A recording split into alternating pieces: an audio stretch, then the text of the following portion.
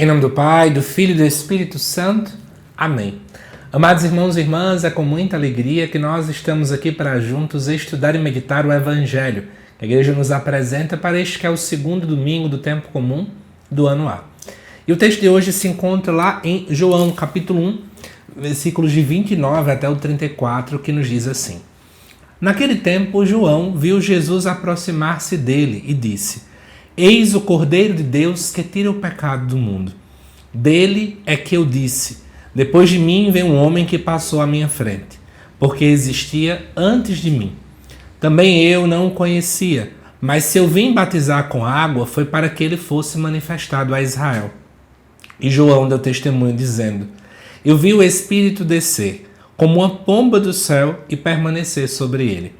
Também eu não o conhecia, mas aquele que me enviou a batizar com água me disse: Aquele sobre quem vires o Espírito descer e permanecer, este é quem batiza com o Espírito Santo. Eu vi e dou testemunho: este é o Filho de Deus. Amados irmãos e irmãs, estamos aqui diante de João Batista e Jesus, diante de um relato muito famoso, justamente diante da hora em que João Batista chega a declarar com todas as letras que Jesus é o Cordeiro de Deus. É importante começar a colocar um pingo aqui no i, para que vocês já entendam que naquele tempo não era uma prática normal para os judeus a prática do batismo, como nós católicos temos hoje, já com visão sacramental. Geralmente, como é que acontecia? Alguém que era pagão, ou seja, não vinha de berço judaico, seus pais não eram judeus, essa pessoa que queria então entrar no judaísmo, ela passava pelo ritual do batismo. Então, geralmente era uma prática reservada ao público pagão, certo? E João Batista realizava essa prática, era muito famoso na época, só que sempre era um ato mais externo, era apenas como é que eu posso dizer? Um ato externo de algo que você está desejando fazer, que era de arrependimento, nesse contexto. É diferente do que nós católicos já temos compreensão, de que pelo batismo nos tornamos filhos de Deus, que o batismo também apaga a mancha do pecado original e por aí vai. Então é uma coisa bem diferente. E aí diz o texto que João vê Jesus então se aproximar e automaticamente ele declara: Eis o Cordeiro de Deus que tira o pecado do mundo. Tem dois relatos lá no Antigo Testamento, para você que desejar aprofundar sobre a expressão Cordeiro de Deus, que vale a pena a gente pontuar aqui. O primeiro deles é lá em Êxodo 12, a ideia do Cordeiro Pascal, onde vai nos dizer que o sangue deste Cordeiro libertava da morte. Por que eu digo isso? Porque em uma das pragas, assim que a gente costuma chamar, do Egito, dizia-se que era para pegar o cordeiro, matá-lo, e o sangue dele você colocava na porta. E aí, nas portas que tinham esse sangue, o anjo exterminador que vinha matar as crianças lá do Egito não atacaria ninguém. Então, de fato, libertava da morte. Em um segundo momento, lá no livro do profeta Isaías, no capítulo 53, em um dos cânticos do servo sofredor, aparece a ideia de que o servo ele é levado ao matadouro em silêncio, sem dizer nada, como um cordeiro. Então, provavelmente, João Batista, quando fala, especialmente ele toca na temática do Cordeiro Pascal, mas também podemos olhar a ideia de Jesus como um cordeiro que não reclama, que com efeito faz com prazer a vontade do Senhor, como diz o Salmo também. E aí o fato de que é um Cordeiro de Deus é que não é um Cordeiro dos homens, porque a iniciativa é antes de tudo de Deus. E tirar o pecado do mundo, entende a palavra mundo como sendo tudo aquilo que opõe-se à vontade de Deus. E aí, o pecado de todo mundo, então, também toca na dinâmica da universalidade, Eu tiro o pecado, tiro aquilo que é errado, em tudo aquilo que afasta a vontade de Deus, mas olhando o mundo também como significado de universalidade, a gente entende que a salvação proposta por Jesus alcança todas as pessoas. Não é uma salvação apenas para um grupo específico, mas que todos podem alcançar, mas, claro, precisam fazer a sua parte, que é especialmente acolher a boa nova do Evangelho. Aí depois diz o texto, que João Batista vai dizer: Dele é que eu disse, depois de mim vem um homem que passou à minha frente porque existia antes de mim. É interessante lembrar que João Batista nasce antes de Jesus. Mas quando João Batista faz isso, é uma grande teologia, a ideia da pré-existência divina. Jesus, sendo Deus, existe desde sempre. Então João Batista declara: Jesus é Deus. Ele já existia antes de mim. E aí diz o texto também que João Batista fala, que veio batizar com água, foi para que ele pudesse ser manifestado então a Israel, para que as pessoas pudessem então conhecer. E eu acho interessante a ideia, quando ele coloca de ser manifestado a Israel, porque existe uma grande diferença entre ser revelado e entre ser publicizado. Quando a gente pensa na palavra, né, publicidade, fica parecendo que é apenas ser colocado nos grandes holofotes. Mas a ideia de ser revelado é porque Jesus, de fato, só é conhecido por aqueles que têm abertura de coração. Então, para alcançar a graça de ter intimidade com Jesus e entender de fato quem Ele é preciso existir, antes de qualquer coisa, abertura de coração. E aí diz o texto que João fala o seguinte: eu vi o Espírito descer como uma pomba do céu e permanecer sobre ele. Duas coisas valem a pena a gente pontuar aqui. Primeiro é a palavra da permanência, que é uma palavra caríssima dentro do Evangelho de João.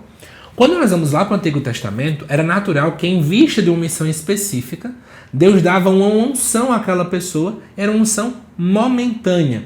Então aquela pessoa tinha uma missão específica, recebia o Espírito Santo, mas ele não permanecia na vida daquela pessoa, né? Era só em vista de uma missão bem específica. Mas aqui agora aparece a ideia de permanência, ou seja, não é uma coisa apenas pontual, mas é uma coisa contínua. Isso também aponta para nós.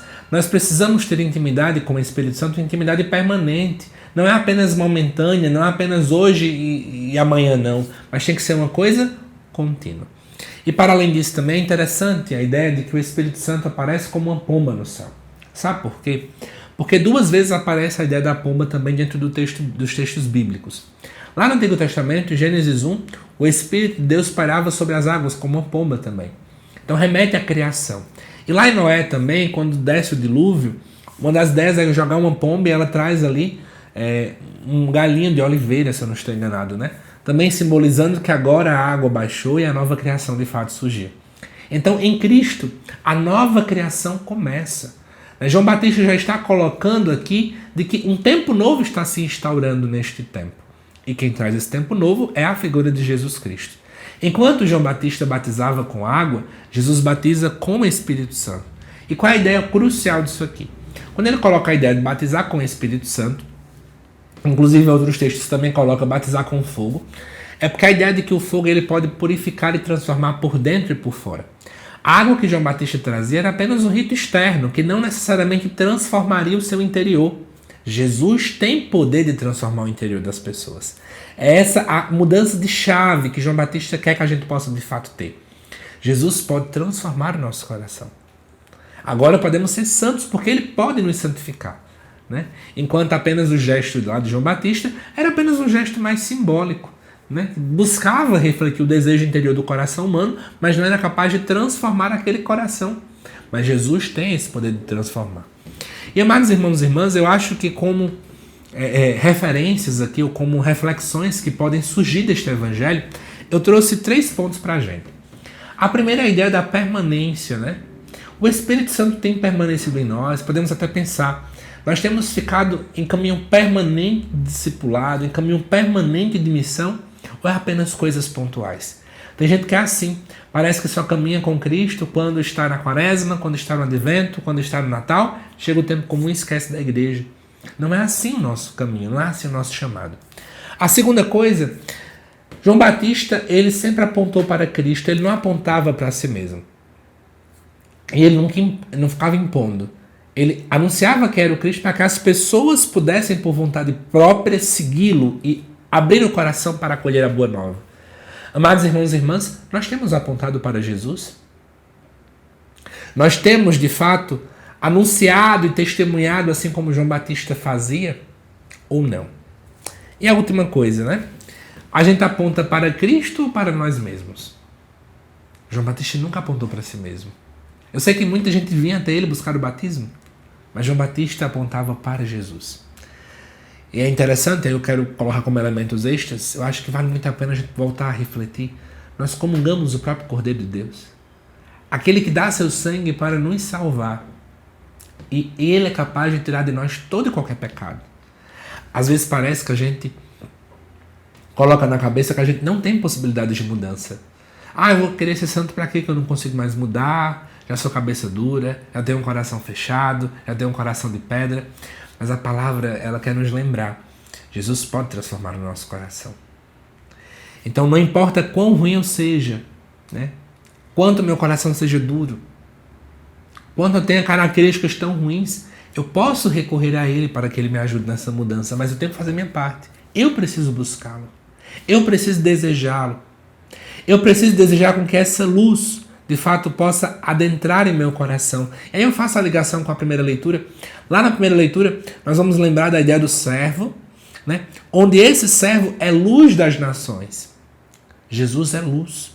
Jesus pode tirar de fato as trevas do nosso coração. Jesus pode tirar esses locais escuros que existem dentro de nós. E nós precisamos também, como João Batista, anunciar para o mundo: ó, olha aqui a luz, não sou eu a luz.